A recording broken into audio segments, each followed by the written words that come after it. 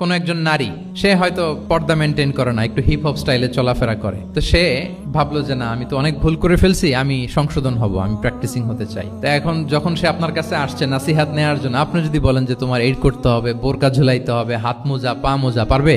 এ বলবে আগে যা ছিলাম ভালোই ছিলাম। তাকে একটু একটু করে বোঝাতে হবে, মানে এই হেজাব এটা কেন, হ্যাঁ, কাভারিং আওরা এটা কেন, কেন এটা করতে, এটা বেনিফিটটা আগে বুঝালেন যে Islam consider women as a queen, নারীকে ইসলাম কি হিসেবে কনসিডার করে? রানী হিসেবে। তো রানীর তো একটা ড্রেস কোড থাকবে, স্পেশাল পোশাক থাকবে, এগুলো বুঝাবেন। সে যাতে একটু নিজেকে গুছিয়ে চলে, শুরুর দিকে আপনি এই বার্তা দিতে পারেন যে একটু গুছিয়ে চলতে হবে। এরপর একটু শালীন পোশাকে যেন সে অভ্যস্ত হয়, এটা বললেন। সে যখন শালীন পোশাকে অভ্যস্ত, তারপরে হেজাবের ফজিলত বললেন, সে যেন হেজাব পরে। যখন সে হেজাব পরে, এরপরে তাকে নেকাবের কথা বললেন। এইভাবে আস্তে আস্তে তাকে বোঝাতে হবে। কিন্তু একবারে যদি সব চাপিয়ে দেন, বলেন তো আওয়াজ করে, সে কি ওটা রিসিভ করতে পারবে?